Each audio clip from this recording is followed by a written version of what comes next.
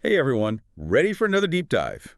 This time we're taking a closer look at MG and their brand new EV, the ES5. Sounds exciting. It is. We've got a whole bunch of articles here, reviews, news pieces, even some insights straight from the Chinese market. Wow. Sounds like we've got a lot to cover then. We do. Yeah. So are you ready to jump right in? Absolutely. Let's get started. Okay, first up, the ES5 has finally been officially unveiled. It has, yeah. No more teasers or blurry spy shots. This is the real deal. And it's built on MG's new platform, the Nebula, or MSP. Yeah, the MSP platform. This is a big deal because it allows for a longer wheelbase and bigger batteries. Think about it like they stretched out the car and gave it more space. And on top of that, the ES5 switches from front-wheel drive to rear-wheel drive. Oh, wow. So it's not just a simple upgrade then. Nope, not at all. It's got a 5-link independent rear suspension, too. 5-link? What now? Sorry, some of us aren't, car mechanics. Right, of course. Basically, it just means the ES5 has a more sophisticated rear suspension setup.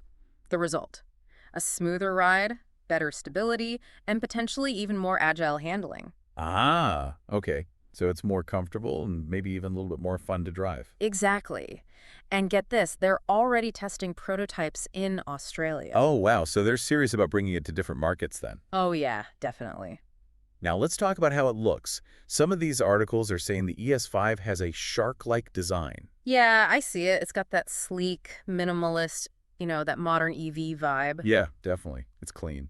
What do you think of the overall design? Well, it seems like MG is going for a consistent look across their newer models. I'm Yeah. seeing bits of the MG4 hatchback in there, maybe even a hint of the sporty MG Cyberster. Like they're creating a family resemblance. Right, like they could tell it's an MG just by looking at it. Yeah, exactly. Speaking of family, the ES5 is a bit bigger than the ZS EV. The dimensions are 476 millimeters long, 1849 millimeters wide, 621 millimeters tall, and it has a wheelbase of 2730 millimeters. Yeah, definitely more spacious, more room for passengers, luggage, all that good stuff. It'll probably have a more substantial presence on the road too. Yeah, like a more imposing look. Exactly. Okay, let's get into the powertrain now. What's powering this electric SUV? Well, it's got a single rear-mounted electric motor. It produces about 125 kilowatts, which translates to roughly 168 horsepower and 250 newton meters of torque. Okay, so maybe not a speed demon, but enough for, everyday driving. Right, not a race car. But what's really interesting is that they've opted for CATL's LFP batteries, lithium iron phosphate. LFT batteries. I've heard that term, but to be honest, I'm not quite sure what's so special about them. Oh, well, they're becoming increasingly popular in EVs for a couple of reasons. First off, they tend to last longer than other types of lithium-ion batteries. Think about it like your phone battery. It holds its charge for longer, even after years of use. Oh, that's nice. Right. And they're considered safer, too. Less likely to overheat, and they're more stable at high temperatures. So longer lasting and safer. Sounds good to me. Yeah. But there's got to be a trade-off somewhere, right? Yeah, that's true. One thing is that they're a little less energy dense, so they might not pack as much punch, per kilogram compared to some other batteries. But for everyday driving, you probably won't even notice that. Makes sense. Yeah. So a bit less range, but you gain longevity and safety. Speaking of range, the articles are quoting some pretty impressive CLTC figures. Yeah, they are, but it's important to remember that those are based on China's testing cycle, the CLTC, and those tests are known to be a bit more optimistic, let's say. More optimistic. So should we take those range numbers with a grain of salt then? I mean, it's always a good idea to be a bit cautious with range estimates, especially when they come from tests that might not perfectly match real-world driving conditions. Things like your driving style, the temperature outside, even the kind of roads you're driving on. All those things can impact your range. Right. It's not always as straightforward as the numbers suggest. Yeah, exactly.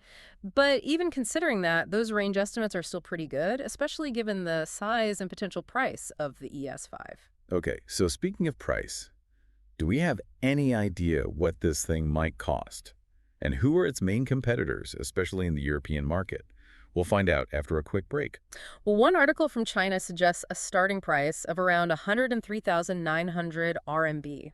So kind of similar to the ZS EV then, but the ES5 is bigger, right? Plus Yeah. it has that new platform and the LFP batteries. Hmm. Wouldn't you expect it to be a bit more expensive? Yeah, you would think so. It could be that MG is trying to position it as like a step up from the ZS EV. Okay, so like a more premium offering, but still keeping it affordable. Exactly. They don't want to scare away their current customers while also attracting new ones. Makes sense. So who are they going up against, especially in Europe? Well, there's some tough competition out there. In Europe, you've got the Kia EV4 and the Peugeot E2008, for example. Right, and those are both really popular. So how does MG plan to stand out in such a crowded market?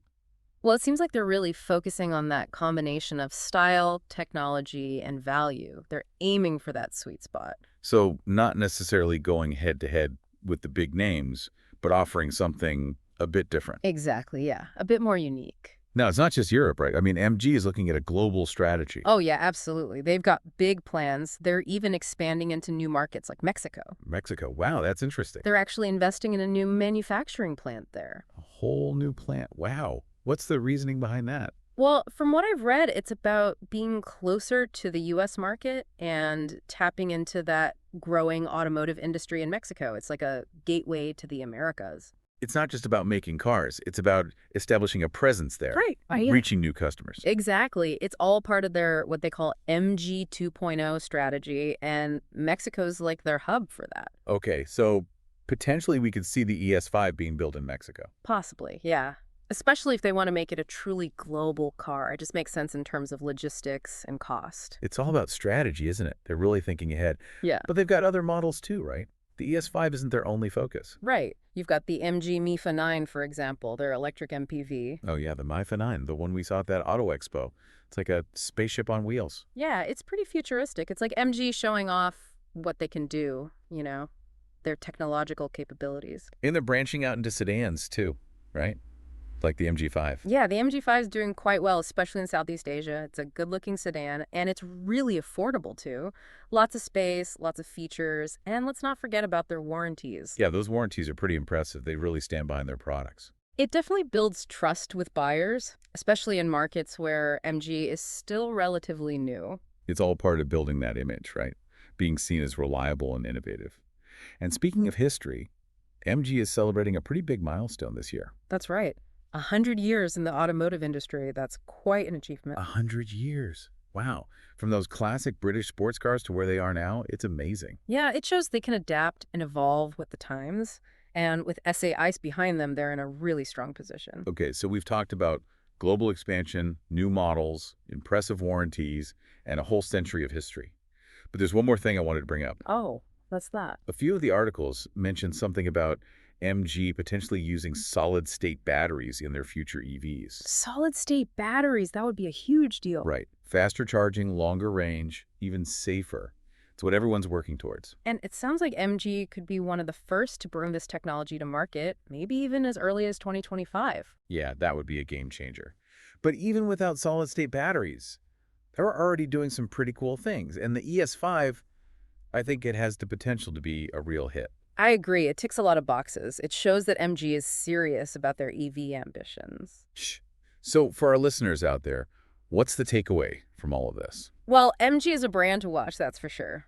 They're innovative, ambitious, and they offer great value. And they're not afraid to shake things up a bit, whether it's with the ES5's design and technology or their expansion into new markets. It's like they've taken all that experience, 100 years of it, and combined it with this electric energy. They're really building momentum. And that brings us back to the MG ES5.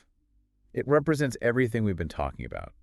A new platform, a focus on cutting-edge tech, and that global vision. It's more than just an SUV. It's a statement. MG is here, and they're ready for the future. It's what makes this whole discussion so fascinating. We're not just talking about numbers on a spec sheet. We're talking about a brand that's really making its mark. And our listeners get to be a part of that. Exactly. So to wrap things up, I want to leave you all with this thought. Imagine it's 2030. MG is a household name in the EV world, a global leader. What kind of car are they building? What amazing features does it have? And most importantly, where is it taking you? That's a great question to think about. Because with MG, the possibilities really are endless. It's a journey full of surprises and innovation. And on that note, we'll bring this deep dive to a close. Thanks for listening, everyone. They're definitely a brand to keep an eye on. They're really shaking things up in the EV market, bringing innovation, ambition, and really focusing on value. Yeah, and they're not afraid to try new things, push the boundaries, like with the ES5's technology and style, or their expansion into all these new markets. It's like they've taken 100 years of know-how in the car industry and given it this electric boost. Yeah, they're building some serious momentum. Which brings us back to the MG ES5. It kind of embodies everything we've talked about, doesn't it? It does, yeah. The new platform, the focus Mhm. on technology, their global ambitions, it's all there. It's more than just a new car. It's like a statement. MG is here, and they're ready to electrify the world. Exactly. And that's what makes this whole deep dive so interesting. We're not just looking at stats and figures. We're witnessing a brand that's really evolving. And our listeners are a part of that journey. I like that. So as we wrap up, I want to leave everyone with something to think about. Imagine it's 2030. MG is a household name when it comes to EVs. They're one of the leaders in the market. What kind of car are they building then? What incredible features does it have? And most importantly, where is it taking you?